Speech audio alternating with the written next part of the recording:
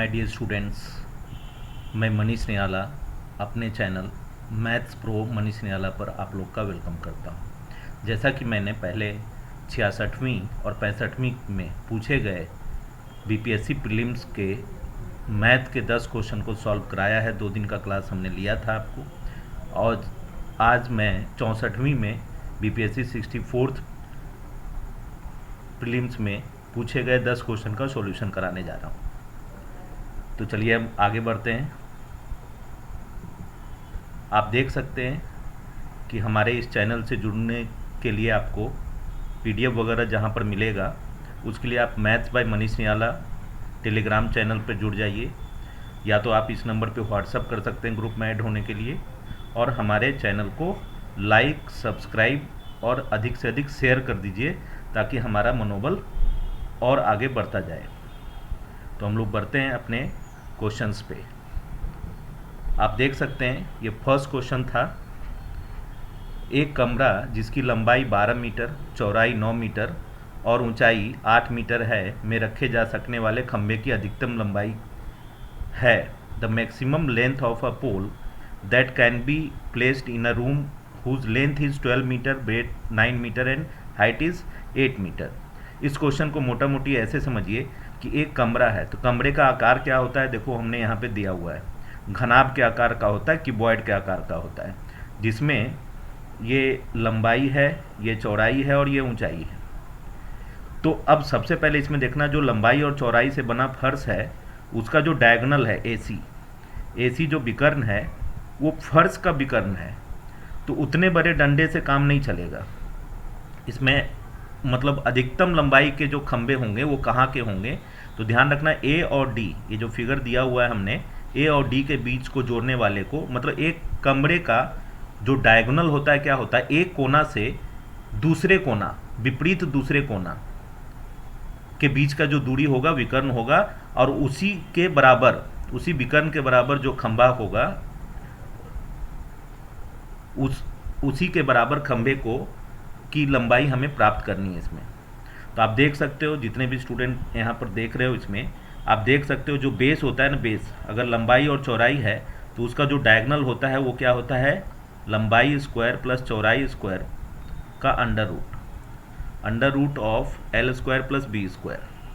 ठीक है, उसी प्रकार से आप अब देखो, ये हो गया, ये एसी हो गया, एसी और यहाँ पर देखो क्या है, सी डी है ना।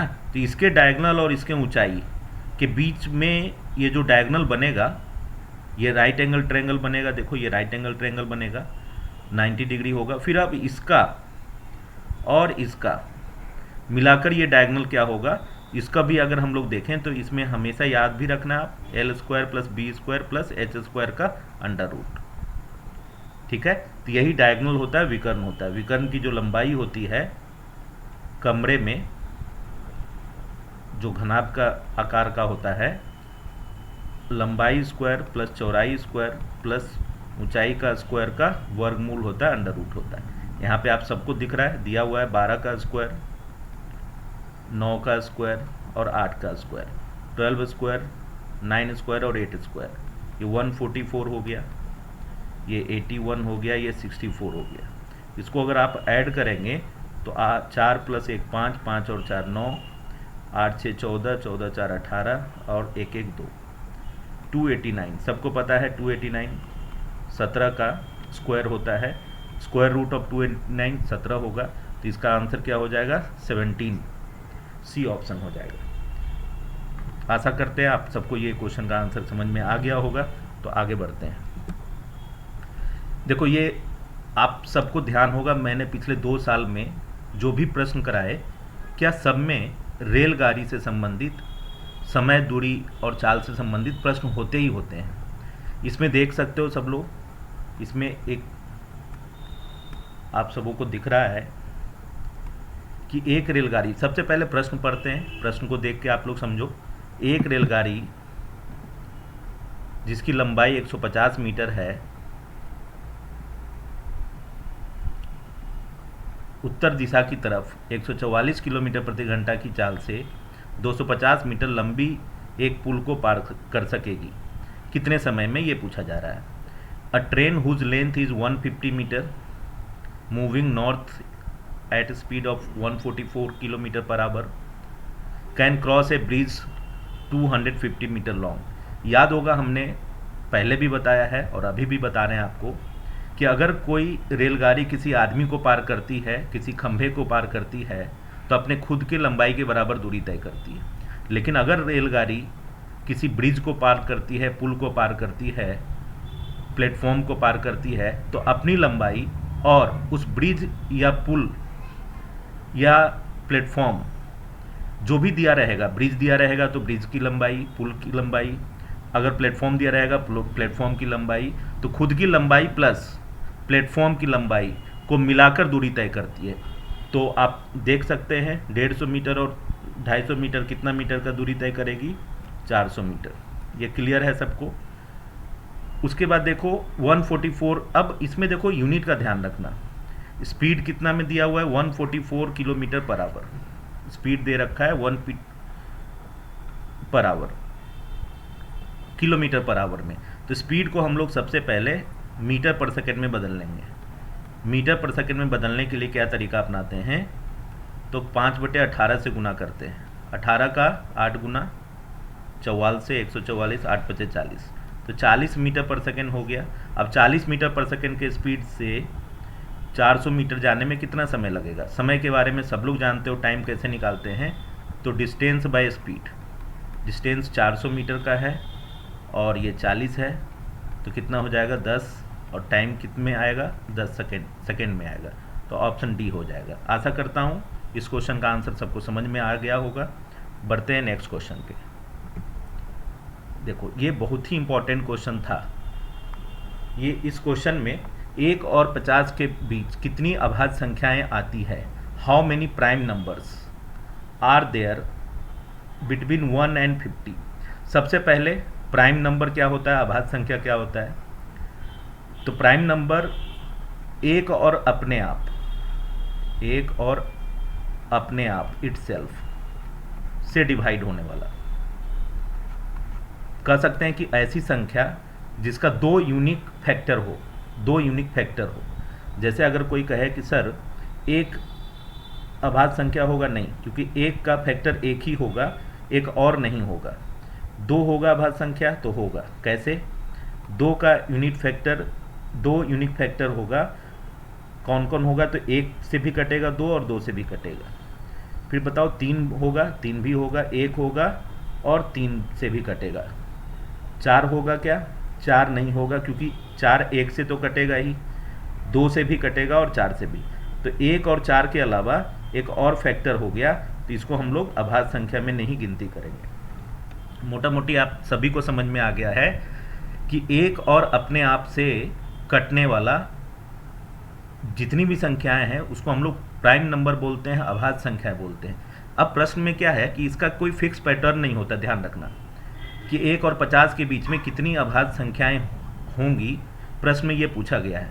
तो एक तरीका क्या है? देखो एक तरीका इसमें है कि 1 और 50 के बीच में कितनी अभाज्य संख्या है देखेंगे। तो 1 तो होगा नहीं, 2 होगा, देखो 3 होगा, 4 नहीं होगा, 5 होगा, है ना। फिर 6 नहीं होगा, 7 होगा, फिर 8 नहीं होगा, 9 भी नहीं होगा, है ना, 10 भी नहीं होगा, 11 होगा, 12 नहीं होगा, 13 होगा, 14 नहीं होगा, 15 नहीं होगा, क्योंकि 15 जो है 1, 3, 5, 15, मतलब 1 और 15 के अलावा 3 और 5 से कट रहा है।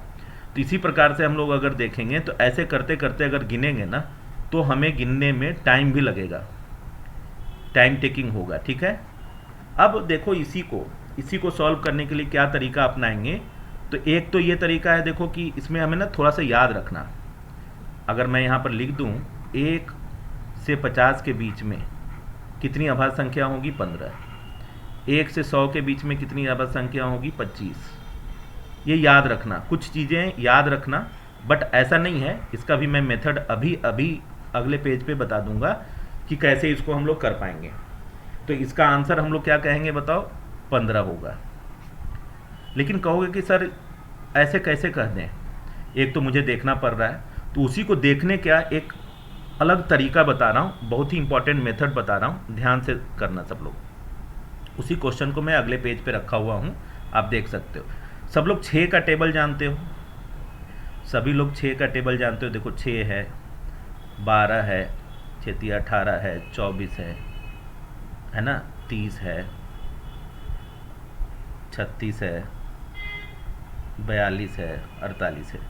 अभी हम ना 6 नंबर 54 नहीं लेते हैं, 1 और 50 के बीच में कर रहा था, तो हम 50 के अंदर वाली चीज़ें पे रखें, ठीक है।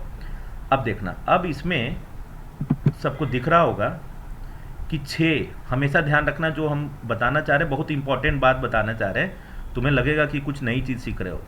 देखो 6 से पहले क्या आता है बोलो? 5। 6 के बाद क्या आता है? 7। तो 6 के पहले वाला नंबर और बाद वाला नंबर प्राइम नंबर होगा, अभाज्य संख्या होगा।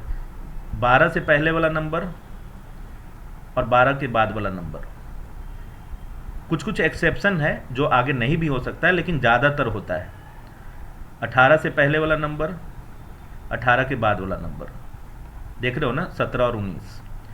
अब देखो 24 से पहले वाला नंबर 23, लेकिन 25 नहीं होगा, क्योंकि 25 जो है वो ये प्राइम नंबर नहीं होगा, क्योंकि 25 1 5 25, तो 1 और 25 के अलावा 5 से भी कट रहा है, तो प्राइम नंबर नहीं होगा, ठीक है। उसके बाद देखो 30 से पहले 29 और इससे पहले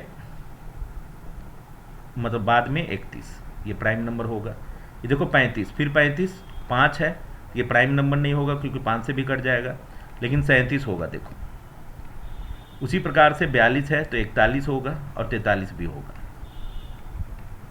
फिर देखो यहाँ पे 47 होगा, 47, लेकिन 49 नहीं होगा। क्यों? 49 7 से भी कट जाता है, 1 से भी कटेगा, 49 से भी कटेगा। तो हमें एक चीज़ तो समझ में आ रहा है कि भाई 6 से पहले 2 और 3 था जो प्राइम नंबर था, 6 से पहले। उसके बाद कितना बचा? तो देख लो 1 2 3 4 5 6 7, ये 25 नहीं होगा, इसको हटा दिया, 8 9 10 11 12 और 13 और ये 2 15 आंसर हो जाएगा। अब इसी को हम ऐसे कर सकते हैं कि 6 से स्टार्ट किया, मतलब 6 पर 1 है, तो ऐसे कर सकते हैं कि 6 8 48 है ना, 6 का डबल मतलब 1 है। देखो 6 एकम 6, 6 दूनी 12, 6 तो 6 8 48, तो 8 दूनी 16 होगा। अरे बोलो, तो समझ में आ रहा है सबको? समझना, 6 दूनी 12, 6 3 18, 6 चौका 24, ऐसे तो 8 दूनी 16 होगा। 16 संख्या होना चाहिए था, जो 6 के पहले 6 के बाद में। हर एक 6 के मल्टीपल पर 2 नंबर काउंट कर रहे हैं, एक पहले और एक बाद में। तो लेकिन यहाँ 3 हमें दिख रहा था, एक 25, एक 35, एक 49, तो 3 माइनस कर दिया तो कितना हो गया? 13। लेकिन 2 इसलिए ऐड किया कि उससे पहले 1 तो नहीं होगा, लेकिन उसके बाद 2 और 3 4 नहीं होगा, तो 2 और 3 भी होगा, तो 13 + 2 15। आशा करते हैं ये समझ में आ गया होगा सभी को। आगे बढ़ते हैं अगले क्वेश्चन पे।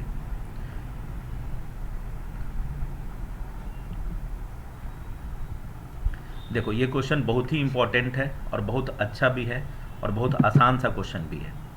इस क्वेश्चन में था, पहले सबसे पहले हम लोग क्वेश्चन को रीड करेंगे, अच्छे से समझ में आएगा फिर सबको। देखो अब इसमें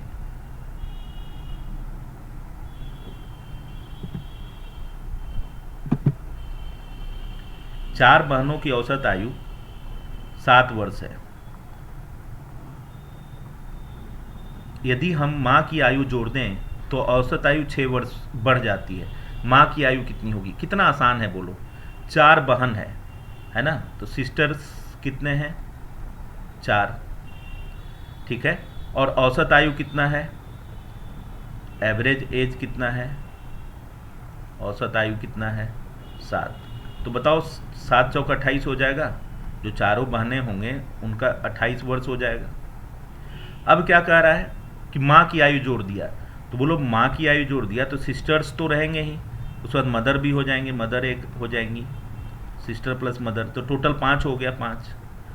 अब औसत कितना से बढ़ गया बोलो? 6 वर्ष बढ़ जाती है, यानी पहले 7 वर्ष था, अब 6 बढ़ गया, तो 7 6 13 वर्ष हो गया औसत। तो पूरे 5 सदस्यों का औसत 13 के हिसाब से कुल आयु 13 × 5 = 65 वर्ष हो गया। अब इन दोनों के बीच का जो अंतर है, यहाँ सिस्टर्स के थे और यहाँ सिस्टर प्लस मदर का, तो एक्स्ट्रा क्या हो गया? मदर। तो दोनों के बीच का डिफरेंस कितना हो जाएगा? 37 साल। और 37 साल किस क्या होगा? मदर की आयु, मदर्स एज। ठीक है, समझ पा रहे हो सब लोग? तो 37 हो जाएगा। देखो, एक परीक्षा में ये बहुत इंपॉर्टेंट क्वेश्चन है, आपने देखा भी होगा कि पहले हम लोग 66वीं में भी इस वेन डायग्राम पे आया था, जिसको हम लोग सेट थ्योरी भी बोलते हैं। 65वीं में भी था ऐसा क्वेश्चन, 64वीं में भी था, मतलब रिपीट कर रहा है। देखो, इससे ना तुम्हें 10 क्वेश्चन पक्का करने में हेल्प मिलेगा। ठीक है, तो एक परीक्षा में प्रत्येक उम्मीदवार हिंदी अथवा इतिहास अथवा दोनों लेता है। मतलब क्या हो रहा है बोलो? मान लो हिंदी है, देखो हिंदी, हिस्ट्री है, इतिहास मतलब हिस्ट्री है। कोई ऐसा है जो हिंदी भी लेता है और इतिहास भी लेता है, हिस्ट्री भी। हिंदी या तो हिंदी लेता है या इतिहास लेता है। तो अगर हिंदी लेगा तो इतिहास नहीं लेगा, इतिहास लेगा तो हिंदी नहीं लेगा। बताओ, इसमें ऐसा कभी हो सकता है कि दोनों हिंदी और इतिहास, मतलब कोई ऐसा उम्मीदवार है जो स्टूडेंट है, परीक्षार्थी है, जो दोनों नहीं लेता है? ऐसा तो नहीं हो सकता है। देखो, ठीक है ना, तो ये कंडीशन पर ध्यान रखना इस चीज़ को। अब देखो, अब इसमें हम लोग कुछ नहीं करते हैं, हिंदी और हिस्ट्री की बात कर रहे हैं, तो हिंदी और हिस्ट्री का 2 गोला बना देते हैं। बहुत साधारण शब्दों में इसको समझना है। देखो, हिंदी और हिस्ट्री, हिंदी और हिस्ट्री। अब देखो, एक बार बताओ, ये हिंदी और हिस्ट्री पूरा मिला के तो 100% है, 100% उम्मीदवार है। देखो, और ये वाला जो पार्ट है, ये वाला जो पार्ट है, हिंदी वाला जो पार्ट है, वो क्या है बोलो? हिंदी, 66% हिंदी है। तो ये पूरा वाला, ये वाला गोला जो हिंदी वाला गोला मिला के है, भले ही हिस्ट्री में भी कुछ पार्ट जा रहा है उसका, लेकिन ये हिंदी वाला जो गोला है वो 66% है। तो जो ये हिंदी को छोड़कर, हिंदी वाला गोला जहाँ तक हिस्ट्री में जा रहा है उसको छोड़कर हिंदी हिस्ट्री में, केवल हिस्ट्री में कितना होगा? 100 में से अगर 66 हटा दें तो 34% होगा। उसी प्रकार से पूरा हिस्ट्री का हमको पता है, देखो 59 है, ये है ना, जैसे ये 66% था और ये कितना है? 59 है, 59%। ये पूरा हिस्ट्री जो है वो पूरा 59% है। तो यहाँ 100 है, तो ये इधर कितना होगा? 41% होगा। ठीक है, यहाँ 41% हो गया और ये 34% हो गया। ये पूरा 100% होना चाहिए। तो 100% में से 34 और 41 को ऐड करके माइनस करेंगे तो कितना होगा? देखो, ये 75% है, तो 25% हो गया। यानी 25% हिंदी तथा इतिहास दोनों में आ जाएगा, हिंदी तथा इतिहास दोनों में आ जाएगा 25%। ठीक है, तो अब देखो, कुल उम्मीदवारों की संख्या 3000 थी, तो कितने उम्मीदवार ने हिंदी और इतिहास दोनों लिए? यही पूछ रहा है। देखो, यही 25% पूछ रहा है, यही 25% पूछ रहा है। तो 100% जो है वो किसके बराबर है? 3000 के। तो 25% किसके बराबर होगा? 100% 3000 के बराबर है, तो 25% किसके बराबर होगा? 3000 बटे 100 इंटू 25 हो जाएगा। 25 चौका 100, 4 सत्ते 28, ये 750। मतलब 3000 का 25% निकालना है, 750। तो आंसर क्या हो जाएगा? 750। आशा करते हैं समझ में आ गया होगा सबको। आगे बढ़ते हैं। हाँ, देखो, ये इम्पॉर्टेंट क्वेश्चन है, अलजेब्रा। सब लोग ध्यान से समझना। अलजेब्रा हो जाए, वेन डायग्राम वाला हो जाए, ट्रेन से रिलेटेड हो जाए, टाइम एंड वर्क से रिलेटेड हो जाए, है ना, ये सब रिपीट कर रहा है। तो इन सारे क्वेश्चन का अलग से प्रैक्टिस भी हम कर लेंगे, साथ साथ इन सारे चीज़ों पर ज़्यादा ध्यान रखेंगे। जैसे ये है, देखो, अलजेब्रा का क्वेश्चन, इसको हम लोग 2 तरीके से करेंगे। एक तो जो दिया हुआ है उसके हिसाब से सोचते हैं। तो हमें जो दिया हुआ क्या है, एक तो जो ट्रेडिशनल मेथड है उसका ध्यान रखते हैं। ये दोनों दिया हुआ है कि x + 1/y बराबर 1 और y + 1/z बराबर 1। तो z + 1/x क्या होगा? तो सबसे पहले इस वाले से, अगर जो पहला दिया हुआ है उसमें अगर हम लोग देखें तो x + 1/y बराबर 1 दिया हुआ है। तो यहाँ से हम लोग x का मान निकालना चाहते हैं, तो x बराबर 1 माइनस 1/y होगा। उसके बाद हम लोग 1/x अगर कर दें तो इसको पूरे को 1 कर दें, 1/1 माइनस 1/y कर दें। इसको अगर हम लोग सॉल्व करें 1/y एलसीएम ले लें तो y माइनस 1 ऊपर चला जाएगा, y नीचे वाला y ऐसे लिख दें, ये आ गया इसका वैल्यू। ठीक है, 1/x बराबर आ गया।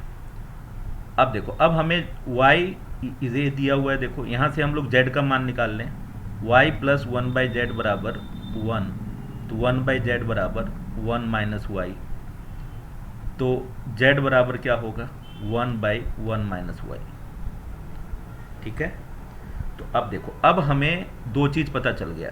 देखो z का वैल्यू पता चल गया, 1/x का वैल्यू पता चल गया। तो हम लोग इसको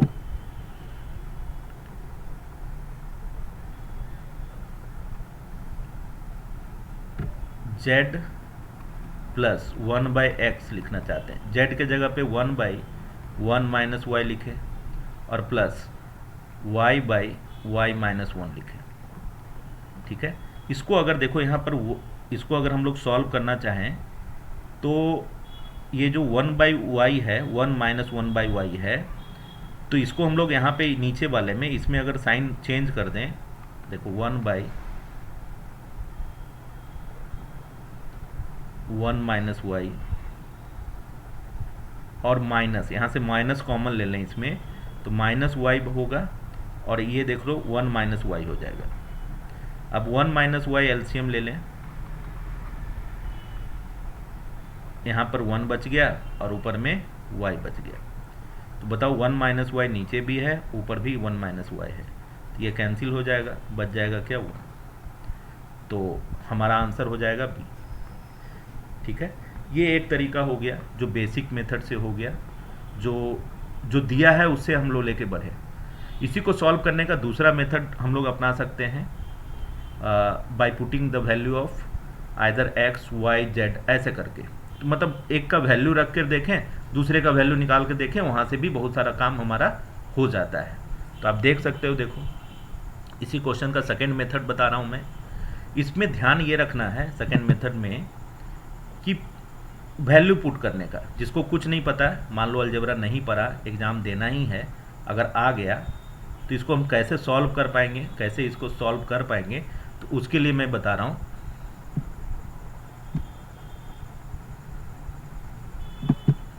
कि सबसे पहले इसमें वैल्यू पुट करके देखो, x का मान क्या रखोगे तो y क्या आएगा, y का मान क्या रखोगे तो x क्या आएगा। तो देखो, अब अगर हम लोग यहाँ पर x इस वाले में देखो, अगर y का वैल्यू 1 रखते हो 1, तो बोलो x बराबर क्या हो जाएगा, ये 1/1 तो 1 ही होगा, 1 इधर है और इस तरफ आएगा तो माइनस हो जाए तो 0 हो जाएगा। बोलो x का मान अगर 0 आ जा रहा है तो बताओ ऐसा पॉसिबल है 1/x कभी रख सकते हो ऐसा? अरे x का मान अगर 0 आ गया तो 1/x बराबर क्या होगा 1/0, ये इनडिटर्मिनेट फॉर्म हो जाता है ना। कभी भी किसी नंबर के नीचे 0 जब भी होता है वो अपरिभाषित होता है, इनडिटर्मिनेट टर्म हो जाता है। तो वैसे में यहाँ पर 1 रखना ठीक नहीं था, यहाँ पर 1 रखना हमारे लिए ठीक नहीं है।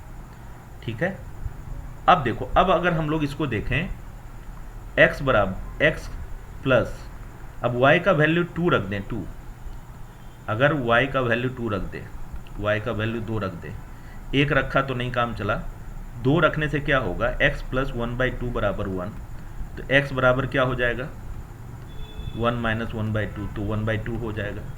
तो x का मान 1/2 आ गया। ठीक है, y का वैल्यू 2 रखने पर, y का वैल्यू 2 रखने पर x का मान 1/2 हो गया। अब उसी प्रकार से अगर y का वैल्यू 2 रखेंगे तो इसमें पुट कर दे दूसरे वाले में, तो 2 प्लस 1/z बराबर 1 हो गया। तो 1/z बराबर क्या हो जाएगा 1 माइनस, इसको इस तरफ लेके आ जाओ तो -1 होगा। तो z बराबर क्या हो जाएगा 1/z बराबर -1, तो z बराबर 1/-1 करेंगे तब भी -1 ही होगा। इसका मतलब अब देखो एक्स जेड का वैल्यू हमें ये चाहिए, देखो फाइनल आंसर हमको ये करना है, ये वाला। तो जेड प्लस 1/x का मान क्या होगा, जेड का मान क्या आ गया -1, और x का मान क्या आ गया 1/2। तो यहाँ -1 था ही, और 1/1/2 क्या हो जाएगा, 2 ऊपर चला जाएगा तो 2 हो जाएगा। तो 2 और ये -1 है, 2 - 1 आंसर क्या हो जाएगा 1। ठीक है, तो कभी कभी वैल्यू पुट करके भी आंसर हम लोग कर सकते हैं। वैसे स्टूडेंट जो कभी पढ़े नहीं है लेकिन चाहते हैं कि हम एग्जाम में करके आएँ, कम समय है, ज़्यादा समय नहीं देना चाहते हैं, तब भी आप वैल्यू पुटिंग करके कर सकते हैं। देखिए ये नेक्स्ट क्वेश्चन बहुत आसान सा क्वेश्चन था ये। x बराबर दिया हुआ था √ वर्गमूल 0.0000122225, फिर डिवाइड बाय 0.00005329 हो, तब x का मान क्या होगा। अब देखो एक बात समझ लो सब लोग ध्यान से, पॉइंट के बाद दोनों में क्या दिख रहा है, यहाँ कितना है बोलो, 4 4 8 डिजिट है, यहाँ भी 8 डिजिट है। तो पॉइंट हटा दें ऊपर नीचे, तो पॉइंट हटा देंगे तो अब क्या हमारा ये बच जाएगा, क्योंकि इसके पहले फिर 0 का कोई मतलब नहीं रहेगा, बात बराबर हो जाएगी ऊपर नीचे। तो इसका वैल्यू चाहिए, ये x दिया हुआ है, इसका वैल्यू चाहिए। ठीक है, अब इसका वैल्यू अगर चाहिए और ये 4 ऑप्शन में चाहिए। अच्छा बताओ, अगर हम बाई ऑप्शन जाएं, अगर किसी को नहीं भी पता है तो हम लोग बाई ऑप्शन जाएं, तो क्या 1225 का वर्गमूल 525 का भी हो सकता है क्या। और 525 मतलब 500, 500 मतलब 25 पर 4 0 हो जाएगा, है ना। तो वहाँ तो बहुत कम है, तो नहीं होगा। ये भी देखो नहीं होगा, ये भी नहीं होगा। तो हीट एंड ट्रायल में हमारा यही ऑप्शन एक बन के आ रहा है। और साथ साथ आप सबको पता भी है और सबको बताया हुआ भी है, वर्गमूल निकालते समय हमने बताया भी था कि 1225 है और इसका वर्गमूल निकालना है अगर, तो इस 25 के कारण तो 5 होगा, और इसमें क्या होगा, ये कौन से दो नंबर के कंसेक्यूटिव नंबर का प्रोडक्ट के बराबर है। तो 3 4 जा 12, तो इसमें जो छोटा होता है वही होता है, तो 3 और 5, तो 35 1225 का वर्गमूल होगा। वैसे मैं इसका डिटेल मतलब एक 2 मिनट का शॉर्टकट्स का भी वीडियो लाता रहूँगा अभी जल्दी में। ठीक है, 35 होगा। उसी प्रकार से देखो ये 29 है, तो बताओ 9 जो होगा, 9 किसके एंड में आएगा। जैसे 7 का स्क्वायर करेंगे तब 9 आएगा, है ना, और 3 का स्क्वायर करेंगे तब 9 आएगा। तो लास्ट में या तो 3 होगा या 7 होगा अगर ये परफेक्ट स्क्वायर है तो।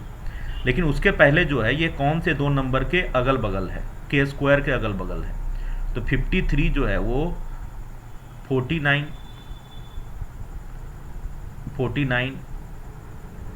और 64 के बीच में है।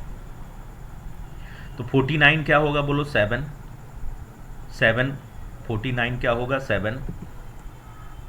ठीक है, 7 स्क्वायर और 8 स्क्वायर के बीच में है ये 53, 7 स्क्वायर और 8 स्क्वायर। इसमें हमेशा दोनों में जो छोटा है वो लेंगे। क्यों लेंगे, क्योंकि 7 8 जा क्या होगा 56 होगा, 56 होगा तो वो 53 से कम है तो फिर 3 तो होगा ही, लास्ट में 73 होगा या 79 होगा, तो 73 हो जाएगा। इसका आंसर क्या होगा 73। तो ए ऑप्शन हो जाएगा 35/73। ठीक है, तो ऐसे भी ये इसलिए हम आसान बोल रहे हैं इस क्वेश्चन को कि आप देख सकते हैं वर्गमूल निकालना था, ऑप्शन में 4 ऑप्शन था, उसके बाद उपर्युक्त में कोई नहीं था, ऐसा था। तो ये वाला ऑप्शन ज़्यादा हमको श्रेयस्कर भी लग रहा है। पहला 1225 का भी मिल गया और नीचे वाले को भी मिला लिया तो वो भी हो गया।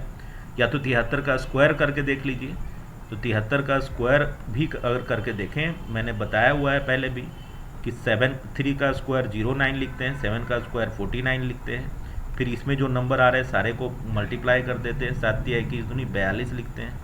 42 को एक डिजिट को छोड़कर यहाँ 2 लिखते हैं, यहाँ 4 लिखते हैं, ये 9 हो जाएगा, यहाँ 2 हो जाएगा, यहाँ 3 हो जाएगा, यहाँ 5 हो जाएगा, 5329 फिर भी हो गया। तो आंसर हो गया ए ऑप्शन।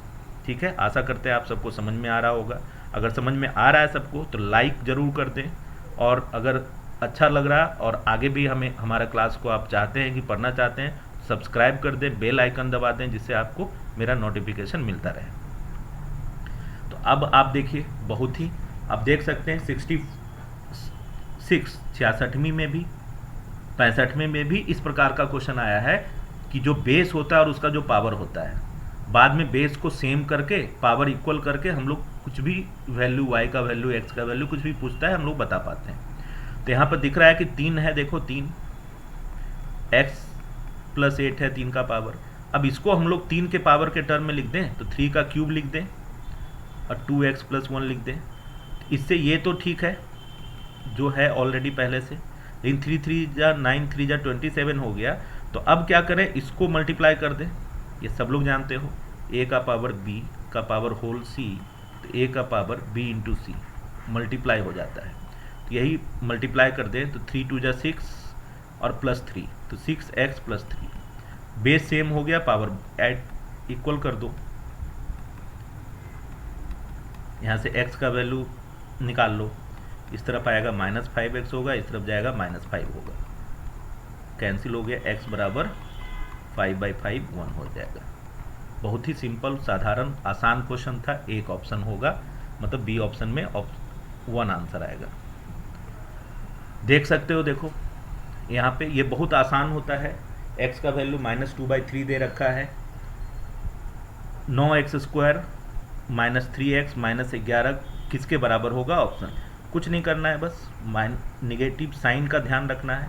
साथ साथ जहाँ पर x है 9x² है, तो यहाँ पर हम लोग -2/3 का होल स्क्वायर -3 इंटू -2/3 -11। अब इसको सॉल्व कर ले, देखो 9 इंटू 2 2 जा 4/9 होगा, माइनस माइनस प्लस हो जाएगा देखो, और ये 3 3 कैंसिल हो जाएगा, 2 हो जाएगा और -11 हो जाएगा। इसको 9 9 कैंसिल हो गया, 4 + 2 6 हो गया, 6 - 11 कितना हो जाएगा, -5 हो जाएगा। बहुत ही आसान क्वेश्चन था, तो कभी भी घबराए नहीं, बहुत साधारण तरीके से समझें और नॉर्मल तरीके से। एग्जाम में घबराना नहीं है। ज़्यादातर स्टूडेंट इसको घबरा जाते हैं, छोड़ देते हैं, पता नहीं क्या दिया है। आप ट्राई कीजिए, आंसर एकदम आराम से आएगा। आशा करते हैं ये क्वेश्चन का आंसर आपको समझ में आ गया होगा। देखो अब सब लोग देख सकते हो कि इस टाइप का क्वेश्चन क्या पहले भी पूछा गया है, तो हमेशा ध्यान रखना समेशन वाले क्वेश्चन रिपीट हो रहे हैं आजकल, तो इस टाइप का बहुत सारा प्रैक्टिस भी करके जाना है। साथ साथ देखो इस साइन का मतलब होता है सम, है ना, इसको हम लोग ऐड भी बोल सकते हैं या जोड़ बोल सकते हैं। इसका मतलब है देखो n बराबर 1 से लेकर 10 तक, मतलब n का मान 1 से लेकर 1 हो जाए, फिर 2 हो जाए, फिर 3 हो जाए, फिर 4, ऐसे करते करते 10 तक का योगफल करना है बस, और कुछ नहीं। तो देखो अगर हम लोग अभी सबसे पहले इसमें हम लोग S1 लिखना चाहें, n का वैल्यू अगर 1 लिखेंगे, S1 लिखना चाहें तो क्या होगा बोलो, 2 × 1 और +1/2। फिर S2 लिखना चाहें तो 2 × 2 +1/2। फिर S3 लिखना चाहें 2 × 3 +1/2, और एंड सो ऑन। S10 लिखना चाहें तो 2 × 10 और +1/2। सब लोग समझ पा रहे हो? अब बताइए 1/2 कितनी बार आया है, 1/2 कितनी बार आया है, ठीक है, तो ये 10 बार आया है। देखो 1/2 10 बार आया है, तो 10 से गुना कर दें तो 5 होगा, तो इस वाले टर्म का तो एडिशन 5 हो गया। लेकिन यहाँ पर देखो बाद में ये दिख रहा है 2 × 1, अगर हम इसको ऐसे लिखना चाहें 2 × 1 +2 × 2 +2 × 3 प्लस एंड सो ऑन 2 × 10, 2 × 10, ठीक है। तो बताओ इसमें अब ना ऐसे मत करना कभी कि 2 4 6 8 ऐसे करके 20 तक नहीं लिखना। 2 देखो सब में कॉमन है तो 2 को बाहर ही निकाल लो, फिर 1 2 3 कहाँ तक जाएगा, 10 तक जाएगा। इसका सब लोग जानते हो इसको सॉल्व करने का। अगर मान लो फॉर्मूले नहीं भी याद हैं तुम्हें तो जोड़ तो सकते हैं, 1 + 2 3 3 3 6 6 + 4 10 10 + 5 15 15 6 21 ऐसे करके जोड़ सकते हैं। और सबको पता है n प्राकृत संख्याओं का योगफल क्या है, तो हम लोग फॉर्मूला जानते हैं, तो 2 इंटू जो हो जाएगा, फॉर्मूला होता है क्या है, n into n plus 1 divide by 2। ठीक है, ये 2 जो था ये कॉमन था, इसमें सब में कॉमन था, इस वाले 2 से 2 कैंसिल हो जाएगा, तो यहाँ n का वैल्यू 10 है, 10 गुने 11 तो 110 हो जाएगा। तो अब बताओ, जो सब में ये 1/2 था, 10 बार था तो उसका वैल्यू 5 हो गया, और बाकी जो 2n है 2 4 6 ऐसे करते करते कहाँ तक गया, 110 हो जाएगा उसका। तो 110 प्लस 5 कितने के बराबर हो जाएगा, और ऐसा क्वेश्चन 65वीं में भी पूछा गया था, तो इसका आंसर हो जाएगा 115। तो आशा करते हैं सभी स्टूडेंट को ये इसका आंसर समझ में आ गया होगा। अब इसी को देखो, इसी को इतना करने का ज़रूरत नहीं है, देखो इसका सॉल्यूशन वो तो हमने समझाया अच्छे से, उसका सॉल्यूशन ऐसे समझो ना आप कि भैया 1 प्लस 1/2 10 बार होगा, 1/2 10 बार होगा, तो इसका वैल्यू 5 तो होगा ही होगा। फिर 2 है, देखो 2, तो 2 इंटू n है, तो 2 को कॉमन ले लो, n तो 1 कहाँ तक जाएगा, ये 10 तक जाएगा, तो 2 है ही, और 10 गुने 11/2 हो जाएगा, तो ये 110 हो गया। बस इन दोनों को जोड़ना है हमें पूरा, तो 110 प्लस 5 115। समझ में आ गया सबको? अगर किसी भी स्टूडेंट को किसी भी प्रकार से किसी भी तरीके के क्वेश्चन में अगर डाउट है, कमेंट बॉक्स में ज़रूर करें, है ना। और हमारा हौसला अफजाई करने के लिए, साथ साथ ज़्यादा से ज़्यादा बच्चों को इसका बेनिफिट मिल पाए, तो आप लोग इसको लाइक शेयर और सब्सक्राइब करना ना भूलें। सब्सक्राइब करते समय बेल आइकन को दबा दें, जिससे कि मेरा कोई भी वीडियो आएगा तो सबसे पहले आपको नोटिफिकेशन मिल जाएगा, फिर आप उसका लाभ उठा पाएंगे जल्दी से जल्दी। Thanks for watching maths pro Manish Nirala channel पर। जय हिंद, जय भारत। आशा करते हैं सबको समझ में आ जाएगा। कोई भी दिक्कत होगी आप मुझे कमेंट बॉक्स में ज़रूर बताएंगे।